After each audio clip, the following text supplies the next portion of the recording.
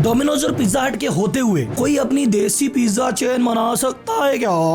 हाँ भाई, बना सकता है। और बनाई भी एक ऐसे आदमी ने जिसको फूड इंडस्ट्री का बिल्कुल एक्सपीरियंस नहीं था, और वो भी बिना इन्वेस्टर से 1 रुपया लिए बनाई है। बनाई तो ऐसी बनाई कि इंडिया की फास्टेस्ट ग्रोइंग पिज्जा चेन है। 1000 करोड़ का टर्नओवर है, 600 से ज्यादा स्टोर है, और डोमिनोज और पिज्जा हट के बाद तीसरे नंबर पे आती है। और ये सारा काम किया है मात्र 12 सालों में। जब ज़ूडियो बहुत तेजी से बढ़ता है तो हम लोग कह देते हैं अरे टाटा ग्रुप है, बड़े लोग हैं, ये तो कर लेते होंगे। पर जब कोई आम आदमी इतनी तेजी से बढ़ के टर्नओवर अचीव करता है ना, तो ऐसी केस स्टडी करने में मेरे को तो बहुत मजा आता है। तो आज सुनते हैं कि कैसे एक आम आदमी ने डोमिनोज और पिज्जा हट के होते हुए भी कैसे अपना एक अलग नाम बनाया। और इस केस स्टडी के बाद आप खुद को एनालिसिस करना, क्या आप भी एक बड़े ब्रांड के खिलाफ लड़ाई में उतर सकते हो और जीत सकते हो? क्या इतनी तेजी का स्कोप सिर्फ फूड बिजनेस में है, या किसी भी बिजनेस में इतनी तेजी से व्यापार बढ़ाया जा सकता है? तो अगर आप बिजनेस कर रहे हो, करना चाहते हो, और बिजनेस और मैनेजमेंट के लेसन को सीखना चाहते हो, तो ये वीडियो आपके लिए है। तो हो तैयार? क्या बोलती पब्लिक? जनता जनार्दन की जय बोल के कर दे वीडियो की शुरुआत।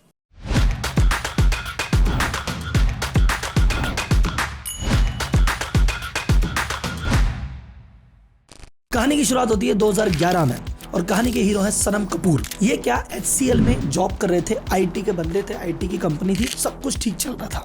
लेकिन नॉर्मली कई लोगों के बीच में बिजनेस करने का कीड़ा होता है कि और यार बिजनेस करेंगे। कॉर्पोरेट वालों में ज्यादा होता है। हर फ्राइडे नाइट को बैठ के वो प्लान बनाते हैं कि इस वीकेंड पे कुछ ऐसा करके कंपनी छोड़ देंगे और फिर भाई साहब हमें खुद की कंपनी बनाएंगे। लेकिन वो जो एंटरप्रेन्योरशिप का कीड़ा है वो संडे नाइट को वापस चला जाता है और मंडे को ये जॉब पे लग जाता है।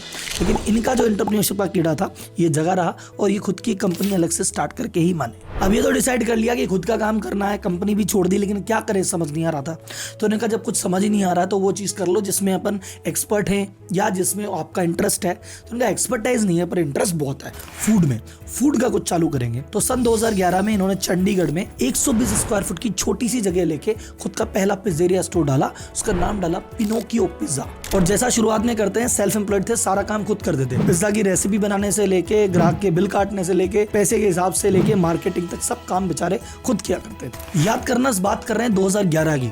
2011 वो दौर था जब पिज्जा हर जगह नहीं मिलता था। पिज्जा एक हाई क्लास कमोडिटी थी, सिर्फ 5 स्टार होटल में ही पाई जाती थी, और वो भी ऐसे प्राइस पॉइंट पे कि आम आदमी के बस की बात नहीं थी। उसके अलावा जो पिज्जा चेन बाजार में अवेलेबल थी, डोमिनोज, पिज्जा हट, इस तरह की इंटरनेशनल चेन थी, और इनके हाथ में पूरा मार्केट था। 54% शेयर तो अकेले डोमिनोज लेके बैठा था, और पिज्जा हट और पापा जॉन को मिला लो तो 80-90% एरिया तो ये 3 लोग ही कवर करके बैठे थे। उस समय लोगों के पास बहुत ज्यादा इनकम भी नहीं थी, बहुत ज्यादा खर्चा भी नहीं करते थे, और भैया महंगी चीजों से दूर रहा करते थे। ये जो फाउंडर है इनको एक्सपीरियंस भी नहीं था, तो इन्वेस्टमेंट किसी के पास क्या मांगने जाते, इन्वेस्टर मांगने जाते तो इन्वेस्टर कहता है ना तो एक्सपीरियंस है ना मार्केट है, तो भैया रहने ही दे। तो इन्होंने मांगने भी नहीं गए और इनको मिला भी नहीं, तो फिर खुद के ही पैसों से इन्होंने बिजनेस चालू किया था। अब भाई साहब एक चीज वो लोग मेरे से बार-बार पूछते रहो जी कौन सा बिजनेस करें, क्या करें, कैसे करें। मैं सबको एक ही राय देता हूँ, भैया अगर बिजनेस में आपको चालू करना है, कंपटीशन से जीतना है, आपको प्रोडक्ट में 3 चीज होनी चाहिए, या तो फर्स्ट हो, या बेस्ट हो, या डिफरेंट। या तो कुछ ऐसी चीज लेके आ जो कोई लेके ही नहीं आया हो, या अगर कोई लेके आ गया तो ऐसी बनाओ कोई बनाता ही नहीं, और या फिर कुछ हटके बना। तो इन्होंने क्या किया, उसी तरह के कॉन्सेप्ट पे काम किया। इन्होंने कहा यार दुनिया सब पिज्जा बेच रही है, मैं भी सेम पिज्जा बेचूंगा, मेरे में डिफरेंस क्या है? फिर अगर सब जैसा बेच रहा हूँ तो फिर दुनिया डोमिनोज से खा ले। तो इन्होंने क्या किया, एक नया कॉन्सेप्ट जो कि वेस्टर्न कंट्रीज में देखा जाता था, वहां पे पूरा पिज्जा राउंड पिज्जा नहीं मिलता। वहां पे अगर आप ऑर्डर करोगे तो सिर्फ एक बड़ा स्लाइस भी आपको पिज्जा के रूप में दिया जाता है। इंडिया में ऐसा कोई कॉन्सेप्ट नहीं था। इन्होंने कहा कि मैं बड़े बड़े पिज्जा के स्लाइस दूंगा, इसलिए फिर इन्होंने अपनी कंपनी का नाम बदल के पिनोकियो पिज्जा से किया लापिनोज। लापिनोज का इटालियन में मतलब होता है जायंट पिज्जा। तो पहला डिफरेंस इन्होंने बाकी से ये किया। दूसरा डिफरेंस, इन्होंने कहा कि जितने भी पिज्जा, चाहे 5 स्टार में चले जाओ चाहे डोमिनोज में चले जाओ, जहां जितने भी फ्लेवर अवेलेबल है सब फ्लेवर विदेशी हैं, इंडिया के फ्लेवर जैसा कुछ नहीं है। तो इन्होंने इंडियन फ्लेवर देना चालू किया। अभी लापिनोज का मेन्यू आप जाके चेक करोगे तो वहां पे है paneer makhani pizza, paneer korma pizza, paneer butter masala pizza. एक मैं भी रिसर्च के दौरान मुझे मिला इंटरेस्टिंग, मखनी 2 प्याजा पिज्जा। तो पहला डिफरेंशिएशन बड़े बड़े पिज्जा पीस, दूसरा डिफरेंशिएशन देसी इंडियन तड़का। फिर धीरे धीरे समय के साथ इन्होंने और इनोवेशन किया और ये लार्ज और एक्स्ट्रा लार्ज पिज्जा भी देने लग गए। तो लापिनोज में जाके एक ऑप्शन है कि जहाँ पे आप लार्ज पिज्जा ऑर्डर करते हो और हर पिज्जे की स्लाइस में अलग अलग टॉपिंग है। तो इन इनोवेशन के दम पे इसका बाजार में एक अलग नाम बना, और शुरुआती दौर स्ट्रगल का होता है, लेकिन जैसे जैसे करते करते इनका पहला स्टोर प्रॉफिटेबल हुआ। इन्होंने कहा प्रॉफिटेबल तो है पर चंडीगढ़ में यहाँ लोग कम है, अगर मुझे और ज्यादा स्पेस चाहिए तो भैया मोहाली में जाके इन्होंने दूसरी ब्रांच खोली। और वहां भी सेम कॉन्सेप्ट किया, अच्छा पॉपुलर हुआ। फिर इनकी जिंदगी में टर्निंग पॉइंट कब आया, जब एक इनका कस्टमर इनको आके बोलता है कि भैया क्या मस्त पिज्जा बनाते हो, फ्रेंचाइजी दोगे? तो इन्होंने कहा भैया क्यों नहीं। अब इस स्टोरी को एक बार पॉज देते हैं और ज्ञान की बात सुनते हैं। आपने बहुत शानदार प्रोडक्ट बना लिया, मस्त आपका ब्रांड बन गया, आपकी प्रोसेस से सब सेट है, लेकिन अगर उसको आपको तेजी से आगे बढ़ाना है ना, तो जो सबसे बढ़िया और सबसे इफेक्टिव तरीका है वो है फ्रेंचाइजी देना। फ्रेंचाइजी मॉडल में क्या होता है, आप उस प्रोडक्ट को, उस ब्रांड को यूज करने का राइट सामने वाले को देते हो और सामने वाला उसके बेसिस पे 2 पैसे कमाता है और आपको भी रॉयल्टी रूप में पैसे देता है, और ये बिजनेस को तेजी से बढ़ाने का सबसे बेस्ट तरीका है। वैसे तो ये फूड स्पेस में बहुत ज्यादा देखा जाता है, चाहे डोमिनोज हो, चाहे मैकडी हो, चाहे आपका लापिनोज हो, चाहे आपका बर्गर सिंह हो, लेकिन इसको अप्लाई हर एरिया में किया जा सकता है। जैसे मान्यवर ने ये किया, जैसे जूडियो ने ये किया। अब फ्रेंचाइजी देने के फायदे क्या होते हैं आपको मैं बताता हूँ। पहला फायदा है रैपिड एक्सपेंशन। आप खुद दुकान खोलने जाओगे कि एक दुकान खोलो तो भैया उसमें कैपेक्स, पूरा दुकान को देखना, पसंद करना, उसमें मशीन फिट करना, अंदर से बनाना, फिर प्रोडक्ट डालना, इतना इन्वेस्टमेंट, इतनी टीम, उनकी सैलरी, रेंट, भैया परेशान हो जाओगे। और जब आप फ्रेंचाइजी देने पे आओगे तो 1 महीने में 10 आदमी को फ्रेंचाइजी बांट सकते हो, 1 साल में 100 आदमी को भी फ्रेंचाइजी बांट सकते हो। तो एक्सपेंशन बहुत तेजी से होता है। दूसरा, लोकल मार्केट नॉलेज। मैं जयपुर का बंदा हूं, मैं सोच रहा हूं दिल्ली में दुकान खोल लेता हूं। दिल्ली के मार्केट को मैं जानता ही नहीं, दिल्ली की ऑडियंस को मैं जानता नहीं, उनके टेस्ट को मैं जानता नहीं, तो भैया मैं पता नहीं सफल होऊंगा कि नहीं। पर मैं दिल्ली के लोकल बंदे को कह दूं तू खोल फ्रेंचाइजी, तो उसकी जानकारी भी है, उसका बाजार में कनेक्शन भी है, वो जानता भी है, तो मेरे से बेटर चला पाएगा दिल्ली का स्टोर। तीसरा बेनिफिट, कॉस्ट कम लगती है। अभी देखो, मैं अगर मेरे पास एक दुकान है, मैं उसके लिए माल बना रहा हूँ, वर्सेस मैंने 10 फ्रेंचाइजी 10 के लिए माल बनाना है, तो जितना ज्यादा कैपेसिटी भी माल बनाऊंगा उतना मेरे सस्ता पड़ेगा। प्लस पहले मार्केटिंग करता हूँ मैं, एक दुकान को फायदा मिलता है। मेरे पास 10 दुकान है तो मार्केटिंग का बजट तो सेम है, पर फायदा 10 जगह बढ़ गया ना भाई साहब। एंड चौथा, ब्रांड लॉयल्टी बढ़ती है। जब जगह जगह, हर गली में, कोने कोने में, हर शहर में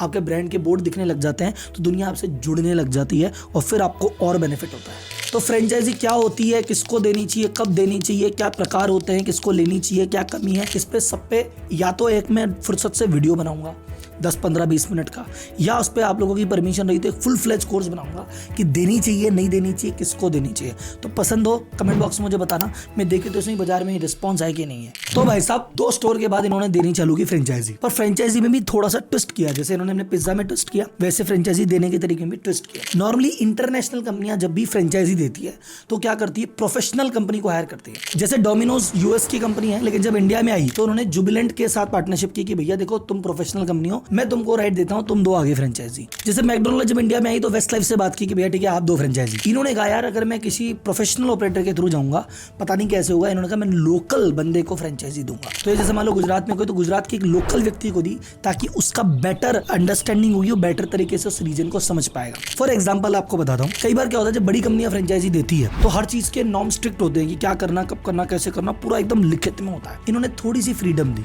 जैसे फॉर एग्जाम्पल सबवे अगर लॉन्च होगा गुजरात में तो उसका veg menu, non veg menu दोनों जाएगा क्योंकि सेम प्रोडक्ट है भाई साहब। लेकिन लापिनोज ने कहा कि भैया अगर गुजरात में कुछ रेस्टोरेंट हैं जो कहते हैं हम नॉन वेज नहीं खाएंगे, तो प्योर वेज ओनली लापिनोज भी लॉन्च किया गया वहां पे। एक और इंटरेस्टिंग चीज रिसर्च में मेरे को पता चली, इन्होंने एक पिज्जा और इंट्रोड्यूस किया, Jain pizza, without onion, without garlic, without mushroom.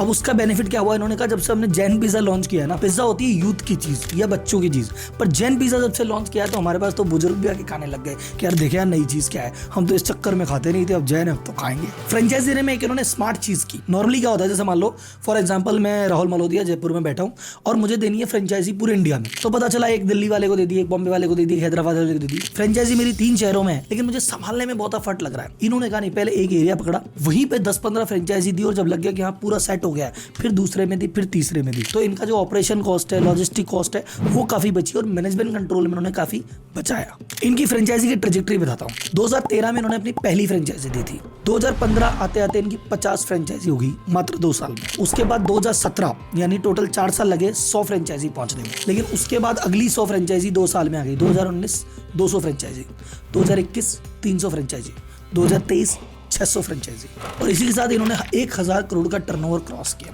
मेरी टीम कह रही थी सर जी लापिनोज को इतना बड़ा ब्रांड थोड़ी है, इस पे केस स्टडी कर रहे हो। बात तो आपकी सही है, ब्रांड इतना बड़ा नहीं है, लेकिन जिस ब्रांड में कुछ सीखने को मिल जाता है ना, उसकी केस स्टडी करना और आप तक पहुंचाना मेरा धर्म हो जाता है। अब आप बोलोगे ऊपर से देखने में लापिनोज क्या है, बोले लापिनोज भैया एक पिज्जा कंपनी है, तो इसका रेवेन्यू कहां से आना चाहिए, पिज्जा बेच के जो पैसा आएगा उससे रेवेन्यू आना चाहिए, राइट। जब कंपनी फ्रेंचाइजी देती है तो ये रेशियो थोड़ा सा उल्टा हो जाता है। जैसे शुरुआत में क्या करते थे, इन्होंने फ्रेंचाइजी दी और कहते थे टोटल सेल का 8% एज ए रॉयल्टी लेंगे और बाकी सारे प्रोडक्ट जो तुम तुम्हारे हिसाब से काम में ले लो, टमाटर आलू है, जो तुमको चीजें काम में लेनी है इसके इंग्रेडिएंट वो तुम अपने हिसाब से ले लो, मुझे तो सेल का 8% दे देना। लेकिन भाई साहब जो फ्रेंचाइजी है, फ्रेंचाइजी ओनर क्या कहता है कि भैया अपने को तो मार्जिन बढ़ाना है, तो आलू की क्वालिटी लोअर कर लो, टमाटर की क्वालिटी लोअर कर लो, आटे की क्वालिटी लोअर कर लो। ऐसे करने के चक्कर में भैया पिज्जा का ब्रांड डिस्टर्ब होता है। तो इन्होंने कहा तो बहुत गड़बड़ है।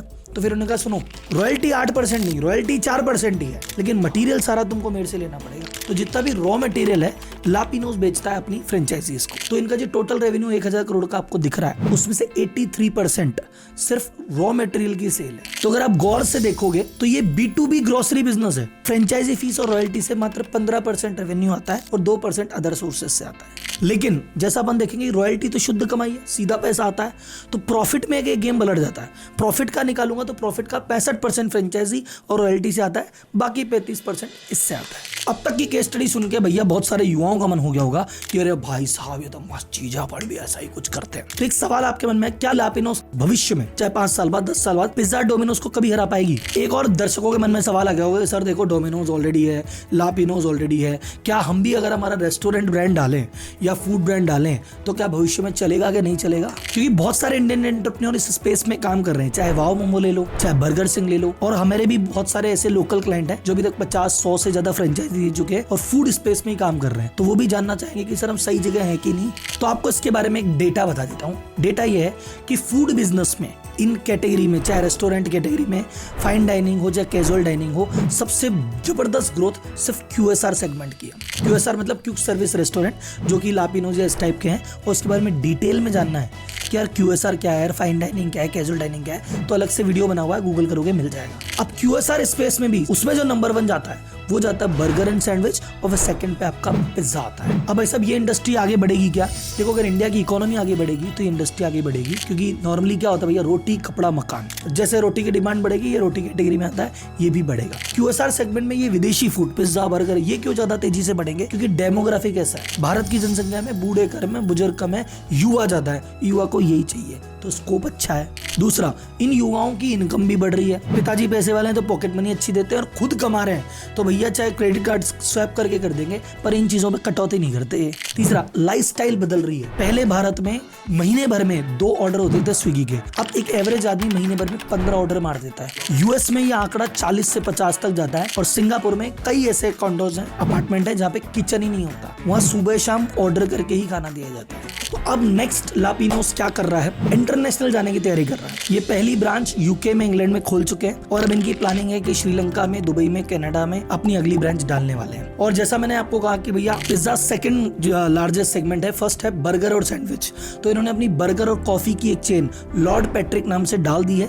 पंजाब में ऑलरेडी 5 स्टोर है। तो जैसे लापिनोज का हुआ, शायद ये अगली फ्रेंचाइजी बहुत तेजी से बढ़ने वाली हो सकती है। कंक्लूजन जो मैंने शायद चिंग सीक्रेट में किया था, मैं यहाँ भी करना चाहूंगा। इकोनॉमी बढ़ रही है, अच्छा प्रोडक्ट बनाओगे, अच्छी सर्विस बनाओगे, थोड़ी मार्केटिंग ब्रांडिंग का ज्ञान है, तो 100 करोड़ या 1000 करोड़ की कंपनी बनाना आज की भारत में कोई बड़ी बात है नहीं। बस कमर कस लो, थोड़ा फोकस करो, थोड़ा ध्यान दो, सोशल मीडिया से दूर रहो, बाकी सब काम अपने आप हो जाएगा। और कुछ सीखना है बिजनेस एंटरप्रेन्योरशिप से रिलेटेड तो भाई हमेशा अवेलेबल है, चाहे चैनल को फॉलो करो या मेरे जो बाकी कोर्सेज है आप उनको भी एक्सेस कर सकते हो। आज की केस स्टडी अच्छी लगी तो लाइक करना, जनता को शेयर करना और अगली केस स्टडी लेके फिर मिलेंगे। धन्यवाद।